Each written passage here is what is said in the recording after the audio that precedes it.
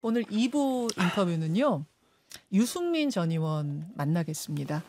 이번 계엄을 어떻게 보셨는지 또 그 후에 벌어지는 국민의힘의 상황에 대한 심경은 어떤지 질문거리가 오늘 참 많은 날 오셨네요. 유승민 전 의원 어서 오십시오. 예, 유승민입니다. 어떻게 자리에 앉자마자 한숨부터 쉬세요.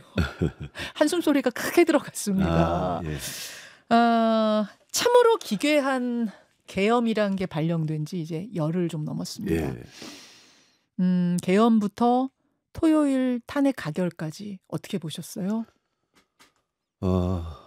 뭐 상상을 할 수 없었고요. 또 저 개인적으로는 저는 뭐 국민의힘 정치인이니까 저 개인적으로는 국민 여러분께 너무 죄송합니다. 이거는 우리 헌정사에 정말 불행한 일인데 이런 일을 저희들이 막지 못했던 거, 우리 당이 배출한 대통령이 이런 일을 저질렀던 거, 예. 여당의 한 가족으로서 한 일원으로서 너무 죄송하다는 말씀드리고 저는 우리 당도 지금 이 결정적이고 심각한 이 대목에서는 우리 당도 국민들한테 일단 정말 반성하고 사죄부터 해야 된다고 생각을 합니다. 근데 안 하고 있죠, 아직도. 예, 12월 3일부터 지금 벌써 13일이 지났잖아요. 네, 네. 아직도 안 하고 있는 이 부분, 당이 혼란에 빠진 부분, 이런 부분들이 국민들께서 어떻게 보실까. 이번 과정에서 우리 당이라도 좀 민심에 충실하는 그런 모습을 보였으면 어땠을까. 그 탄핵 소추안 그 투표 결과가 겨우 됐잖아요. 그렇죠. 예. 겨우 됐는데 그거는 우리 당의 대다수가 반대했기 때문이잖아요. 예. 그러면 정치를 하는 사람은 자기가 왜 반대하는지 국민들은 설명을 할 수 있어야 되는데 국민들 절대 다수가 이거는 탄핵을 찬성했는데 왜 반대를 하는가? 그게 과연 옳은 판단인가? 이런 부분에 대해서 굉장히 걱정이 많아요. 굉장히 걱정이 예, 많다. 국민들 보기에 너무 송구하다. 좀 그러셨어요. 정말 송구합니다. 예. 근데 이제 윤석열 대통령의 입장을 들어보면 예. 그러니까 탄핵안이 가결된 직후에 입장 내놓지 않았습니까? 제가 굳이 틀지는 않겠습니다만 요지는 그거였어요. 결코 포기하지 않겠다. 마지막 순간까지 국가를 위해 최선을 다하겠다. 어떻게 들으셨습니까? 그게 이제 탄핵안 가결 직후의 입장인데 직후요. 그 이틀 전에 예. 12월 12일 날 발표한 29분짜리 담화가 있습니다. 있습니다. 저는 그거를 몇 번을 읽어봤는데 대통령께서 전혀 안 바뀌시고 12월 3일 밤에 계엄을 반헌법적인 계엄을 선포하는 그때 그냥 그 심정 그대로 있는 거예요. 아직도 예, 대통령은. 예. 이 대목은 앞으로 굉장히 분란의 소지가 될 거다. 왜냐하면 지금 윤석열 대통령이 예. 반헌법적인 비상계엄에 대해서 잘못했다. 예. 또 지금 내란죄 피의자가 돼 있잖아요. 그렇습니다. 그 점에 대해서 진심으로 국민들한테 반성하고 사과하는 모습이 전혀 아니고 나는 싸우겠다는데 싸우겠다, 포기하지 국민과 않겠다. 함께 싸우겠다는데 지금 윤석열 대통령과 같이 싸워줄 국민이 누구냐. 일부 극우 세력밖에 없지 않느냐. 그런 점에서 앞으로 이 헌법재판소의 심판 과정에서 네. 이거 굉장히 걱정이다. 이거는 8년 전에 박근혜 탄핵하고는 좀 다른 양상으로 지금 가고 있거든요. 거기에서 우리 네. 당에서 탄핵을 반대하신 분들, 예. 그분들도 그런데 만약 동조를 한다면, 예. 이거는 굉장히 심각한 상황이 될 수 있다. 지금 굉장히 중요한 부분 말씀하셨는데, 예. 그러니까 박근혜 정권, 그러니까 박근혜 대통령 탄핵 때를 생각해 보면 국회에서 탄핵이 가결된 후에 그때도 입장이 나왔어요. 근데 그때는 뭐라 그랬냐면 국민의 뜻을 엄중히 받아들이겠다. 그렇습니다. 물론 그 다음 재판에 갔을 때 뭐 억울하다 하고 했지만 예. 어쨌든 국민의 뜻을 엄중히 받아들이겠다 했고 헌재 심판이 진행 중일 때도 변론 기일에 한 번도 출석을 안 했어요. 그랬죠. 그러니까 예. 소극적으로 다퉜다는 얘기죠. 예. 근데 지금 윤석열 대통령은 적극적으로 다투겠다는 거고 그 당시에 당의 입장도 예. 그때와 지금 상당히 다른 거죠. 그 당시엔 당이 사과를 했죠. 사과를 하고 이 국정농단 사태가 잘못됐다고 국민들은 사과를 하고 당의 어떤 쇄신 이런 쪽에 갈등이 좀 있었을 뿐이죠. 근데 지금은 제가 그 당의 다수가 반대하는 지금 어쨌든 결과는 끝났잖아요. 지난 토요일 날 이틀 전에 국회에서까지 국회에서 끝냈죠. 통과가 예. 됐으니까 예. 이제는 헌법재판소로 넘어갔기 때문에 예. 저는 지금쯤이면 국민의힘 국회의원들이나 우리 당원들도 좋다. 이게 찬반이 있었지만 찬성 반대가 있었지만 결과는 일단 끝났고 이걸 되돌릴 수 없는 상태잖아요. 예. 그러면 우리는 이 결과에 대해서 받아들이고 예. 앞으로 그러면 이제 완전히 폐허가 돼버리고 예. 정말 괴멸 위기에 들어간 이 보수를 앞으로 어떻게 살릴 거냐 이쪽으로 우리가 가야 되는데 그쪽으로는 한 발자국도 못 나가고 왜 그럴까요? 왜 그때와 지금이 다를까요? 그리고 계엄이 잘못됐다는 것까지는 국민의힘 의원들도 거의 다 동의하는데 왜 탄핵에 있어서만 이렇게 되는 걸까요? 일종의 이거 탄핵 트라우마 플러스 이런 게 있는 것 같아요. 우리가 지금 탄핵을 하면 예. 그러면 이 뭡니까 민주당의 이재명 대표한테 네. 정권을 그냥 그저 넘긴다. 그런 데 대한 두려움 같은 게 있는 것 같아요. 포비아 뭐 이렇게 표현하더라고요. 예, 이재명 포비아죠. 근데 저는 그렇게 생각하는 게 우리가 지금 국민들이 우리를 쳐다보고 있는데 네. 우리 다수가 여전히 네. 탄핵은 이미 다 끝났는데 근데 탄핵에 대해서 아직도 반대한다고 외치고 그럴수록 우리 국민의힘은 민심에 더 멀어지고 더 쪼그라들고 앞으로 이렇게 되면 또 앞으로 뭐 대선이고 총선이고 선거 때마다 우리가 이길 수가 없어요. 이런 식으로 가면. 그래서 저는 지금 탄핵에 반대하신 분들도 찬성하신 분들도 이 일을 가지고 더 이상 당의 분열을 만들면 그거는 보수 정치가 앞으로 상당 기간 동안 살아남기 힘들다라고 저는 생각을 하죠. 그래서 제가 호소하는 거는 탄핵 반대하신 분들도 그분들도 이렇게는 이야기해요. 윤석열 대통령이 잘못했다라고까지는 얘기해요.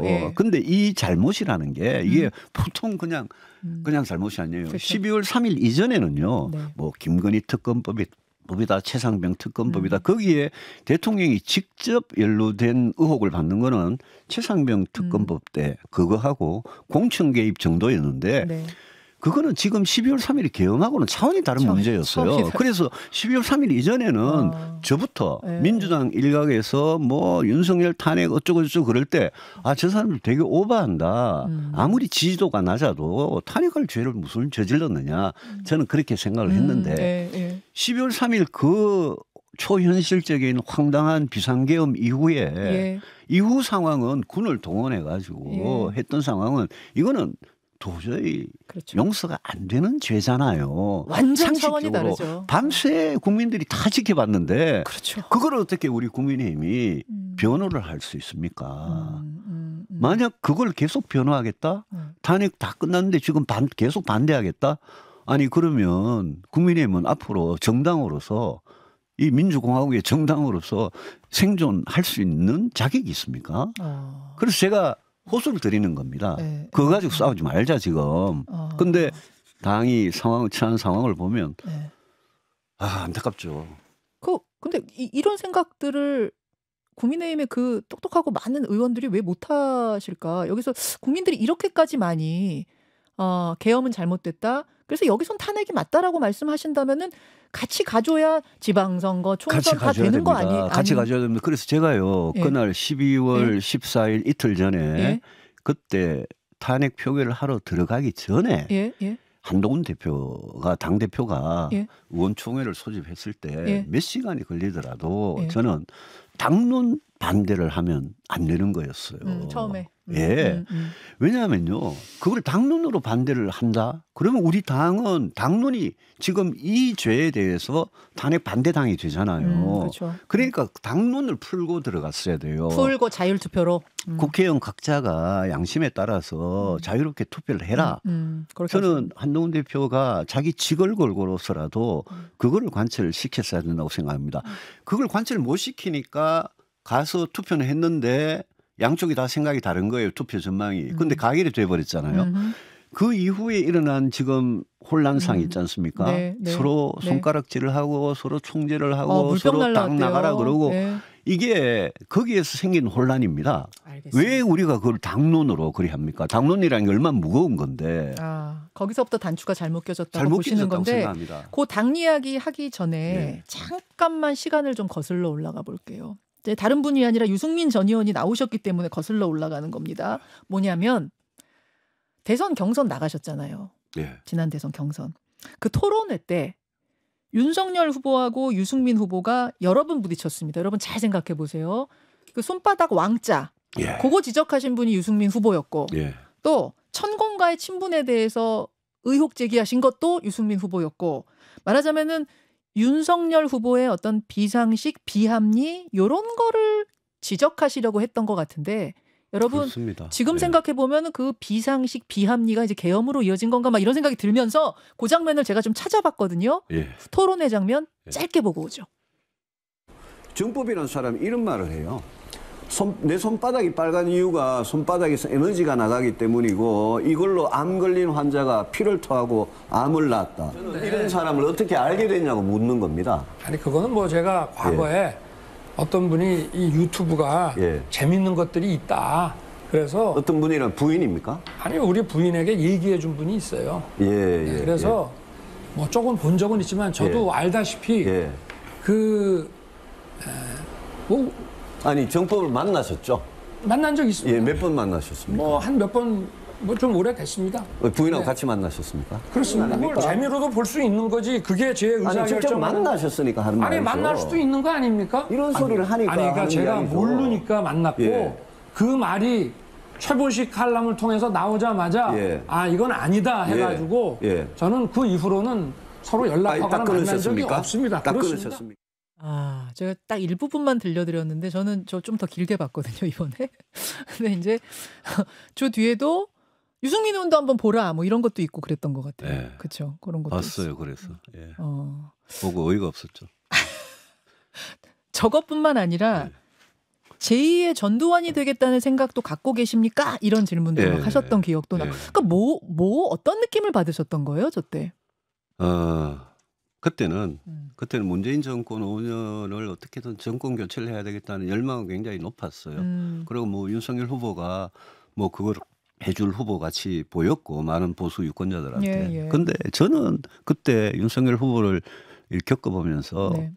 아, 손바닥에 왕자를 쓰고 대선 후보 TV 토론에 나온 사람을 제가 정치를 25년간 하면서 제가 일단 본 적이 없고 또 천공이라는 그런 뭐 이상한 사람한테 저렇게 믿는 것도 본 적이 없고 무엇보다도 제일 충격적인 거는 예.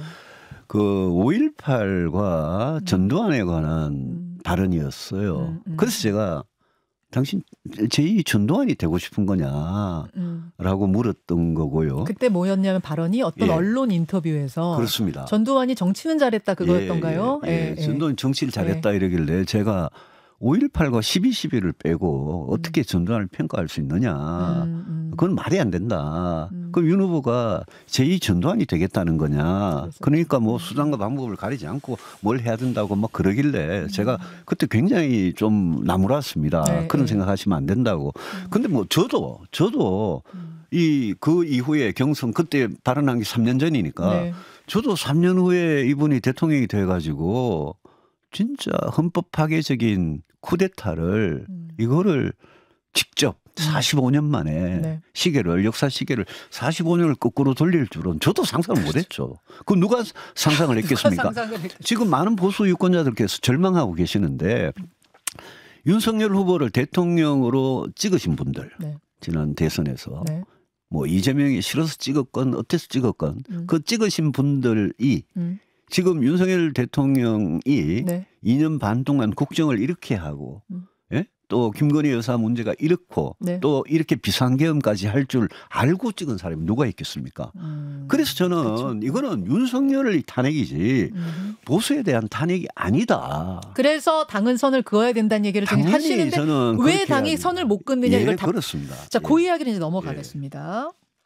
그 한동훈 대표가 결국은 이제 마지막에 이거 우리 탄핵 찬성해야 됩니다. 쪽으로 찬성합시다.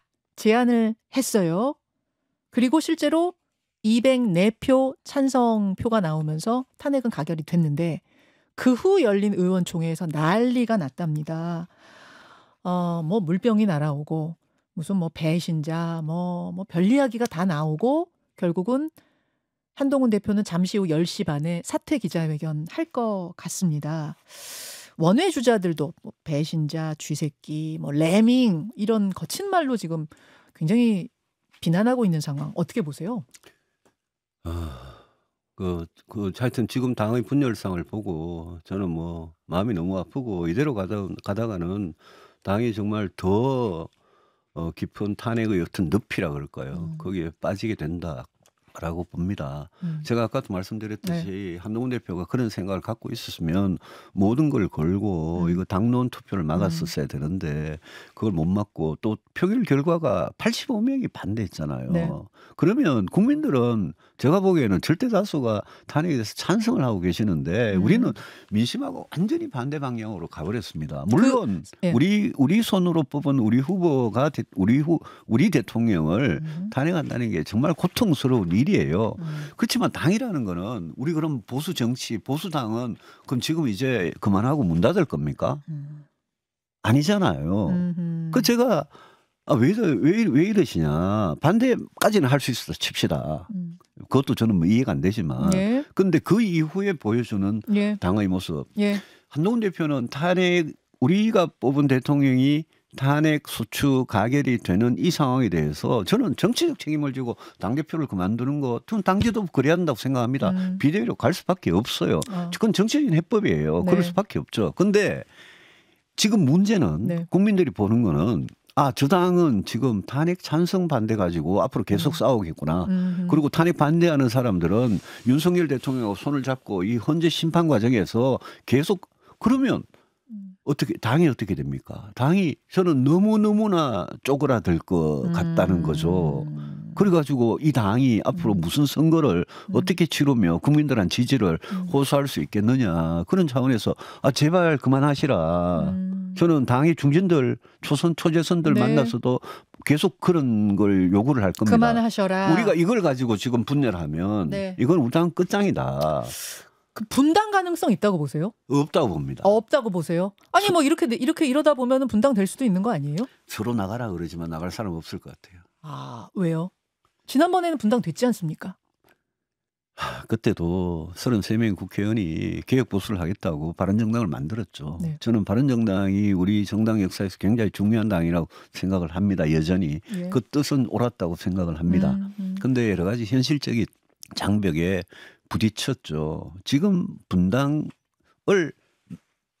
가능성을 이야기할 게 아니라 어떻게 보면 저는 정치를 하는 사람이니까 평론하는 사람이 아니고 예. 분당은 무조건 막아야죠. 가능성. 분당은 무조건 막고 당을 바꿔야죠. 그 안에서 싸워야 된다. 예. 싸우더라도 안에서 지지고 볶고 싸워서 바꿔야 된다. 네, 그렇습니다. 거기에 제일 핵심은 제일 핵심은 예. 이 윤석열 대통령이 저지른 이 죄에 대해서 우리가 어떤 입장을 가질 거냐. 근데 현실적으로는 이 문제거든요. 지금 보세요. 한동훈 대표나 한동훈계에서 찬성 던진 분들 다 합쳐봤자 몇 명 되지도 않고 저렇게 지금 그 안에서 비판받고 있다면은 이거 못 견디는 거 아니야? 바꾸는 건 고사하고. 그렇지만 국민들께서 85명의 찬성 탄핵 반대하신 분들 한 분 한 분은 한번 물어보십시오. 탄핵 반대를 왜 했냐? 탄핵 반대가 진짜 옳은 국회의원으로서 헌법기관으로서 옳은 옳은 선택이었다고 생각하느냐 물어보면 뭐라고 그 사람들 할 말 없습니다. 그걸 어떻게 옳은 선택이라고 변명을 할 수 있겠습니까? 그러니까 그게 옳은 선택이 아니었기 때문에 저는 이 문제 가지고 우리가 싸울 필요가 없다라는 생각을 하고 다음으로 나아가자라고 저는 이야기를 하는 건데 그걸 만약 못하고 이 문제 가지고 계속 싸우고 너 나가라 뭐 서로 욕을 하고 아까 뭐 이상한 그런 좀 속된 그거는 진짜 그걸 하는 사람들이야말로 우리 당의 미래에 대해서 미래를 해치는 사람들이다. 우리가 서로 총질하고 너 나가라 이러면서 망했던 기억을 생각을 해봐야 됩니다. 그 레밍 얘기 홍준표 시장이 하신 건데. 그분에 대해서는 제가 방송에서 언급조차 할 필요가 없습니다. 왜요? 저 그만하겠습니다. 그분에. 알겠습니다. 하여튼 한지붕 두 가족이라도 그 안에서 변화를 추구하는 게 낫지. 분당은 하지 말라는. 아니요. 이게 우리 당의 생존이나 이런 이익이 아니라 한국 정치를 한번 생각해 보십시오. 한국 정치를 생각해 보면 우리 당이 이런 식으로 가는 게 한국 정치에 무슨 도움이 됩니까? 그 한동훈 대표가 오늘 10시 반에 사퇴하고 나면 어떻게 될 것인가? 일단은 배신자 프레임이 씌워진 것 같거든요. 근데 배신자 프레임으로 고생을 또 오래 하셨던 원조로서 김현정 앵커께서 네. 제가 배신자로 생각하시는 건 아니죠. 전 아닙니다. 배신자라는 거는요. 네. 그런 프레임을 가지고 정말 나쁜 프레임이에요. 그렇죠. 예? 정말 나쁜 아니, 프레임이죠. 2017년이죠. 네. 3월 10일 날 네. 이정미 헌법재판소 소장 권한 내용이 네. 그 헌법재판소의 그걸 주문을 읽을 때 음흠. 국민의 신임을 배반한 박근혜를 파면한다 이렇게 했습니다. 맞습니다. 국민의 신임을 배반했다. 이게 제일 중요한 겁니다. 지금 우리가 정치를 하는 사람이 이번 사태 네. 반헌법적 비상계엄과 내란 피의자 아닙니까 지금? 네. 거기에 대해서 우리가 진짜 제대로 된 보수 정당이라면 거기에 대해서 어떤 입장을 취해야 되느냐 당연한 거 아니겠습니까? 우리가 내란, 쿠데타, 예? 반헌법적 계엄 이거를 우리가 찬성하는 사람들입니까? 그러면 진짜 한 줌밖에 안 돼서 사라질 겁니다. 그런 점에서 배신자라고 하는 이 프레임은 진짜 말도 안 되고 이거는 우리 스스로를 아주 정말 천박한 그런 정치 집단으로 만드는 아주 나쁜 프레임이거든요. 예. 저는 이 프레임은 정면으로 예. 깨부셔야 된다고 생각을 합니다. 깨부셔야 된다. 그리고 한동훈 대표가 탄핵에 대해서 찬성하자 예. 할 수밖에 없다라고 이야기한 그 한동훈 대표의 바로 그 말에 대해서 예. 그걸 가지고 무슨 배신자는 누가 누구를 배신했다는 겁니까? 막 대통령에 대한 배신 이런 뜻인가요? 아니 그러면 잘못을 그렇게 중한 죄를 저지른 대통령을 끝까지 감싸는 게 우리가 무슨 조폭입니까? 조폭이냐? 아니 우리가 무슨 조폭입니까? 진짜. 그걸 어떻게 감쌉니까? 예, 예. 근데 그걸 갖고 배신이라고 하는 프레임에 덮어 씌우는 거는 이거는 진짜 8년 전에도 그렇고 지금도 그렇고 잘못된 거죠. 우리 당이요. 네. 우리 당이 제일 잘못한 게 뭔지 아십니까? 뭔가요? 8년 전 탄핵에서 배운 게 없는 겁니다. 8년 전 탄핵 이후에요. 우리 당이 진짜 괴멸될 위기에 처했고 보수 정치가 망할 위기에 처했지 않습니까? 네. 그러면 지난 8년간은 새로운 보수 정치, 국민들한테 진짜 사랑받고 지지받는 새로운 보수 정치를 위해서 우리 스스로 혁신하고 노력했어야 되는데 그걸 못했어요. 알겠습니다. 그게 제일 문제. 지금 시간이 별로 없는데 이 문제는 좀 짚어야 될 것 같습니다. 이제 헌재 최종 심판이 남아있긴 합니다만 대선 시계는 출발했습니다. 대선 기차 떠났어요. 가장 유력한 후보는 뭐 이재명 대표죠. 여론조사 어떤 여론조사에서도 앞서가고 있는 이재명 대표. 홍준표 시장도 대선 출마하라는 댓글에 고맙다고 답을 했고요. 이준석 의원 어제 한 언론 인터뷰에서 대선 출마 의지 피력했고요. 일단 가장 유력한 후보 이재명 후보 맞습니까? 전혀 동의하지 않습니다. 왜요? 여론조사상으로는 어떤 조사든 가장 앞서가고. 아니 윤석열 후보를 뽑아놓고 윤석열 대통령이 저지른 잘못을 보지 않았습니까? 지난 대선을 한번 생각해 보십시오. 윤석열, 이재명 두 사람이 나왔습니다. 물론 다른 후보도 있었죠. 예. 근데 윤석열, 이재명 두 사람의 후보에 대해서 사람들이 진짜 좋아서 뽑았습니까? 저 사람이 싫어가지고 여기 찍은 사람도 굉장히 많을걸요. 이재명 후보는요. 민주당 이재명 대표는 후보가 아니죠. 이재명 대표는 진짜 문제 많은 사람입니다. 범죄 피해자고 그 범죄의 종류도 굉장히 다양한 잡범 수준입니다. 그런 사람이 대한민국의 대통령이 또 돼가지고 나라가 어떤 쪽으로 갈지 저는 이재명 대표가 여러 가지 죄를 저질렀을 뿐 아니라 대통령으로서 제일 중요한 거는 경제하고 안보입니다. 예. 그렇지 않습니까? 중요하죠. 그게 나라의 기본이니까요. 이재명 대표의 경제와 안보에 대해서는 저는 상상하기조차 싫을 정도로 그분은 왔다 갔다 할 뿐만 아니라 굉장히 끔찍한 생각들을 많이 갖고 있기 때문에 저는 그런 분이 대통령 되면 안 된다고 생각하고 저는 상당수 민주당의 일부 개딸들 빼고 상당수는 특히 중도층의 상당수는 이재명 대표에 대해서 저 사람이 다음 대통령이 되는 데 대해서 굉장히 불안하다고 생각하기 때문에 저는 그 사람이 무슨 가장 유력한 후보라고 지금 아마 여론조사 숫자 가지고 그러시는 모양인데 아주 압도적이죠 지금. 전혀 저는 그 사람이 유력한 후보라고 생각하지 않습니다. 상황이 바뀔 거라고 보세요. 대선 국면 시작되면. 우리 국민의힘이 지금 이 대목에서 진짜 철저하게 반성하고 국민들께 사죄하고 우리가 갈 새로운 길을 찾아가지고 진짜 검증된 후보를 네. 차분하게 내놓을 수 있으면 저는 이재명 후보가 뭐가 무섭습니까? 이재명 포비아 하는 거 그걸 저는 버려야 된다고 생각합니다. 어허. 이재명 후보가 어떻게 보면 거꾸로 뒤집어서 보면 예. 그렇게 허약한 후보가 어디 있습니까? 아 그래요? 지금 근데 이 분위기상 지난번에도 0.7%포인트로 졌던 후보라면 지금 이 분위기에서 국민의힘에 대한 여론 굉장히 안 좋은 분위기에서 국민의힘 후보가 민주당에서 나오는 유력한 대선 후보와 대적할 수 있을까? 현실적으로? 당이 이런 혼란에 빠져가지고 네. 탄핵의 늪에 빠져가지고 허우적거리고 있으면 민주당 이재명한테 정권을 갖다 바치겠죠. 그런데 그래서 우리 당이 이러고 있으면 안 된다는 거죠. 우리 당은 잘못을 저지른 윤석열 대통령하고는 철저하게 선을 긋고 그렇게 한다면 새 출발을 해서 한다면 아니 저는 민주당 이재명 후보가 제일 약한 후보 같은데요. 그렇게. 자 마지막 질문 그럼 이거 드리겠습니다. 지금 이제 뭐 여러 정치인들에게 같은 질문이 계속 나오고 있는데 유승민 전 의원은 이번 대선 도전하십니까? 지금요 대통령 탄핵소추안이 가결된 게 이틀밖에 안 됐습니다. 예. 지금 저는 저를 포함해서요. 제가 뭐 솔직하지 못해서가 아니라 저를 포함해서 누구든 차기 대선 이야기를 할 때가 아니라고 생각합니다. 특히 우리 쪽에서는. 아니 지금 초상집에서 무슨 노래를 부를 수는 없잖아요. 그래서 저는 지금 아까 뭐 말씀을 몇 번 하셨는데 네. 그분들도 좀 제발 발언에 신중하고 보수가 어디로 나아가야 하느냐. 예. 보수가 이 사태를 어떻게 극복할 거냐. 예. 그거에 먼저 집중을 하고 예. 대선은 아직 헌법재판소에서 심판 결과가 나와야 되잖아요. 그거 보고 해야죠. 보고 답하시겠다는 말씀까지 듣겠습니다.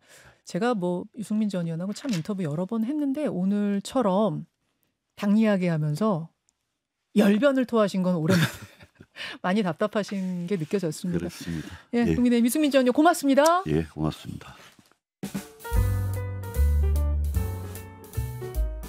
김현정의 뉴스쇼는 시청자 여러분의 참여를 기다립니다. 구독과 좋아요, 댓글 잊지 않으셨죠? 알림 설정을 해두시면 평일 아침 7시 10분 실시간 라이브도 참여하실 수 있습니다.